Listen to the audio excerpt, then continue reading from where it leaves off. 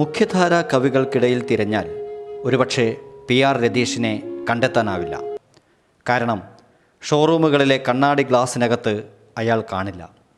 ഈ വർത്തമാനകാലത്തും തെരുവിൽ തൻ്റെ കവിതയുമായി അലയുന്ന അപൂർവം ഒരാളാണ് PR രതീഷ്.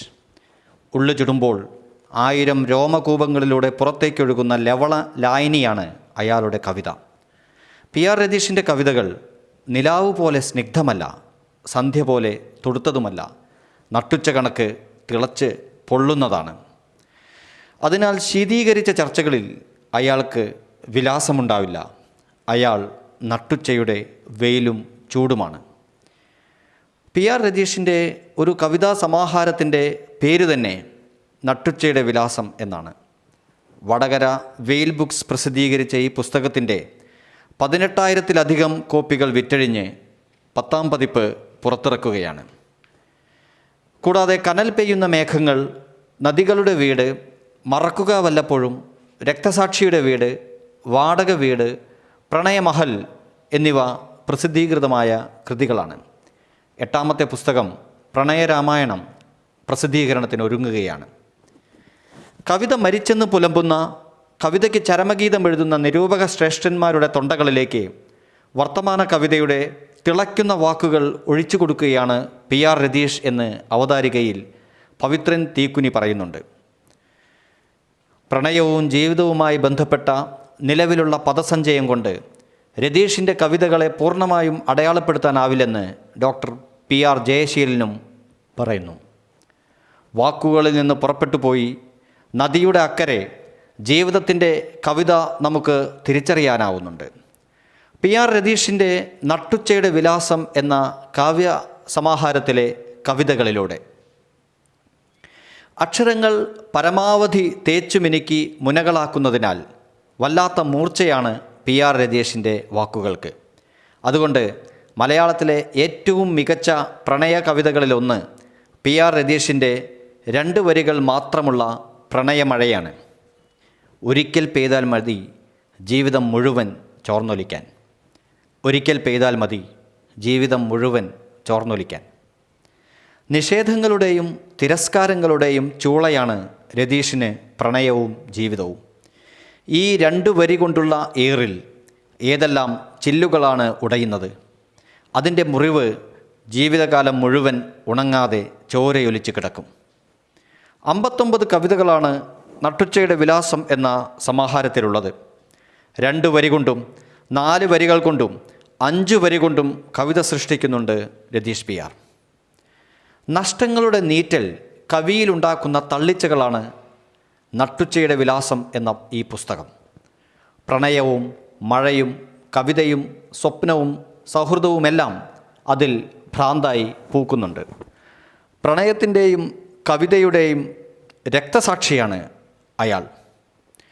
സുഹൃത്തിന് എന്ന കവിതയിലെ നമ്മുടെ വാക്കുകളിൽ നിന്നും പുറപ്പെട്ടു പോയ നദിയിലൂടെ കവിതയുടെ അക്കരയെത്താം എന്നതും, സാക്ഷി എന്ന കവിതയിലെ ഓർമ്മയിൽ കല്ലിച്ച സ്വപ്നം പോലെ മെഴുകുതിരിയിലേക്ക് ഞാൻ എൻ്റെ യൗവനത്തെ ഇറക്കിക്കിടത്തി.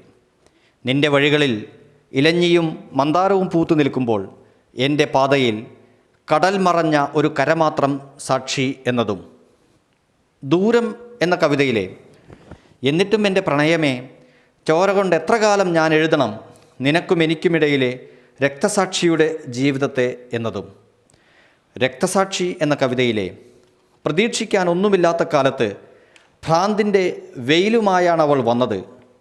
നട്ടുപോയി ജീവിതം മുഴുവൻ ചൂടാനുള്ള തണലിനെ. രക്തം കത്തുമീ ഇത്തിരി മണ്ണിൽ കവിതയ്ക്കൊരു രക്തസാക്ഷിയാവട്ടെ ഞാനെന്നും എന്നതും അയാളുടെ രക്തസാക്ഷിത്വത്തെ സാധൂകരിക്കുന്നുണ്ട്. കവിയുടെ ജീവിതത്തെ, അയാളിലെ കവിതയെ പരാവർത്തനം എന്ന കവിതയിൽ ഇങ്ങനെ നമുക്ക് വായിക്കാം. വറ്റിപ്പോയ സമുദ്രത്തിൻ്റെ ഭാഷയാണ് ഞാൻ.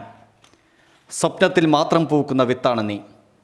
ഉടലാഴങ്ങളിലേക്ക് ഉരുകിയൊലിച്ച അവസാന നക്ഷത്രം നമ്മുടെ രാത്രികളിൽ കയ്യൊപ്പിട്ടു മടങ്ങുമ്പോൾ അർത്ഥം കെട്ടുപോയ ഒരു വാക്ക് കവിതയിൽ കടമായി കത്തും.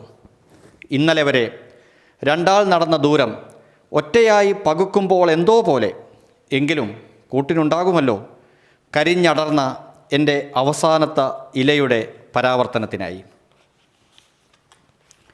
താൻ നടന്നു വന്ന വഴിയിലെ ചോരപ്പാടുകൾ കവി മായ്ക്കുന്നത് കവിത കൊണ്ടാണ്.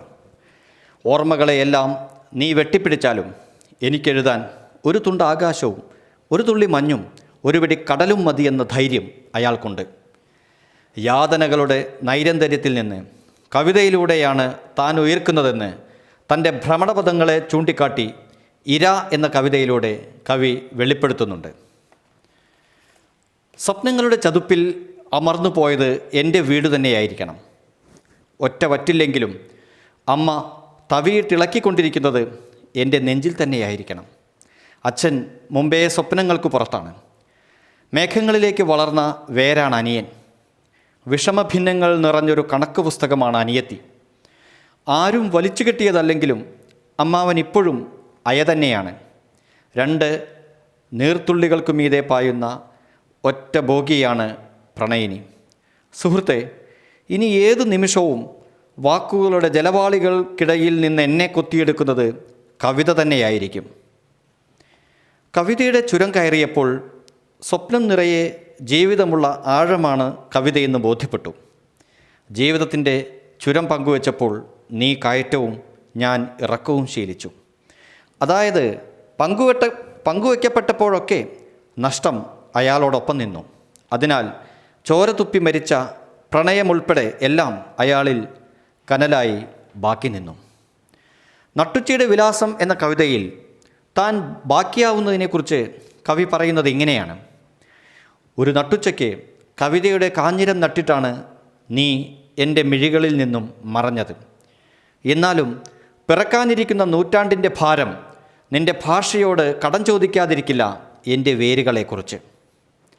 വീടിനെ വരിയിലേക്ക് ഇറക്കിക്കിടത്തി വാക്കുകളുടെ തെരുവിൽ അലഞ്ഞതും ബിംബമുനകളിൽ തറഞ്ഞതും സ്വപ്നാർത്ഥങ്ങളിൽ നനഞ്ഞതും ഞാൻ തന്നെയായിരുന്നു എന്ന് കവി ഏറ്റുപറയുന്നുണ്ട്.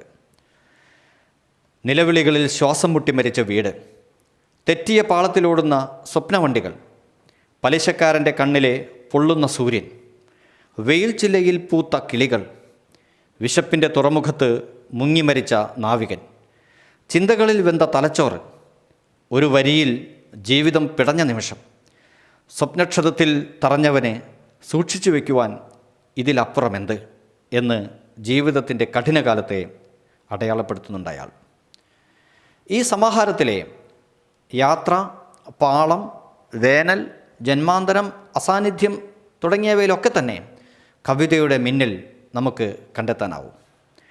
PR രതീഷിൻ്റെ 42,000-ലധികം പുസ്തകങ്ങൾ വിറ്റഴിഞ്ഞത് പുസ്തകച്ചന്തകൾ വഴിയോ പുസ്തകക്കടകൾ വഴിയോ അല്ല എന്നുള്ളത് വളരെ പ്രധാനപ്പെട്ട കാര്യമാണ്. നേരിട്ട് വായനക്കാരുടെ കയ്യിലേൽപ്പിച്ചാണത്. കഴിഞ്ഞ 10 വർഷം കൊണ്ട് 42,000-ലധികം ജീവിതങ്ങളിലേക്ക് രതീഷും അദ്ദേഹത്തിൻ്റെ പുസ്തകവും വേരാഴ്ത്തി എന്നത് നിസ്സാരമായ കാര്യമല്ല. കത്തുന്ന നട്ടുച്ചയിലും കവിതയുടെ തണൽ തരുന്നുണ്ട് PR രതീഷ്. ആ തണലിൽ പക്ഷേ എത്രയോ വേനലുകളുടെ തീ നമുക്ക് കണ്ടെത്താനാവും. കവിതയ്ക്കായി എരിഞ്ഞ വേനലുകളുടെ ദാഹമാണ് PR രതീഷിൻ്റെ വരികളിൽ വായിക്കാനാവുന്നത്.